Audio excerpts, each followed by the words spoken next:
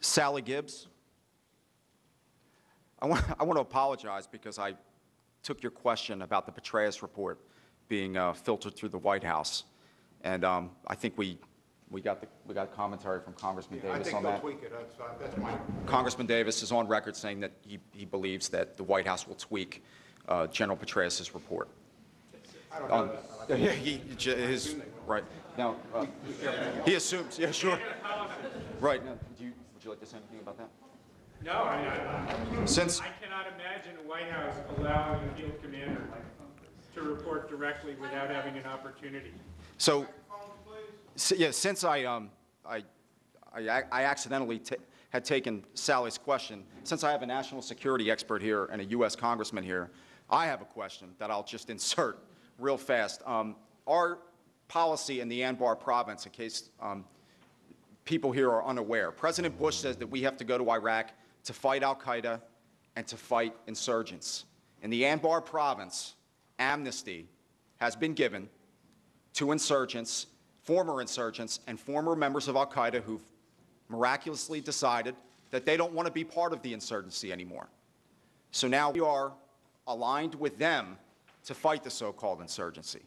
And the GAO has reported that we have lost 190,000 weapons that we have supplied to the Iraqis, 190,000 weapons we have supplied to the Iraqis, who we now believe are using those same weapons against us. And the Pentagon has not denied the report. So, Congressman Davis and Mr. Beers, I would love to hear your commentary. First of all, I mean, the government, they've lost 190,000 weapons they can't account for. Where they are, I mean, they do not know. But they've lost a lot of things over there.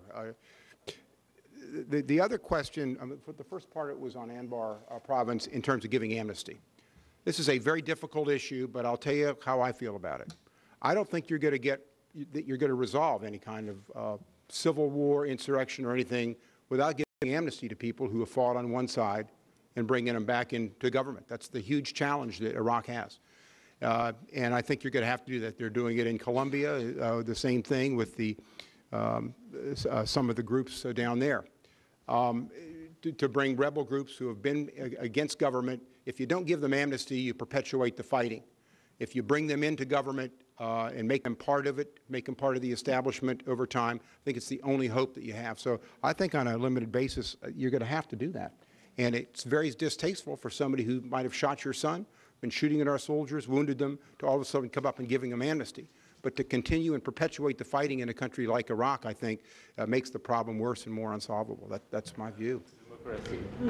I don't disagree with that. I think the issue that you have to focus on here is the giving of amnesty now going to lead to longer-term stability in Iraq?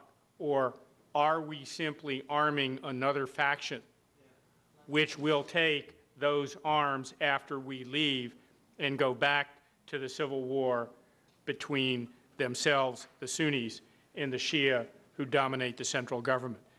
But I fully agree with Congressman Davis. At some point, civil wars end with some kind of accommodation between the parties to the war that has some level of forgiveness to it, or you don't ever end the war because somebody will be killing somebody, will be killing somebody, will be killing somebody. So in the end, we're going to have to face up to that.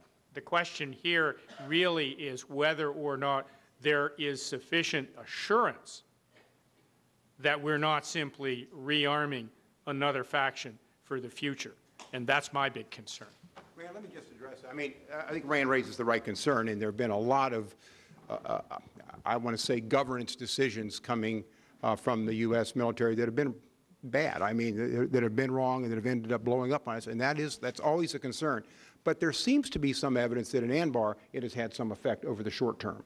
Over what's going to happen in the long term, I don't know that. I don't know the answer, and I'm not into the intelligence enough to know what the long-term ramifications. But short term, it seems to have had an effect on some stabilization out there.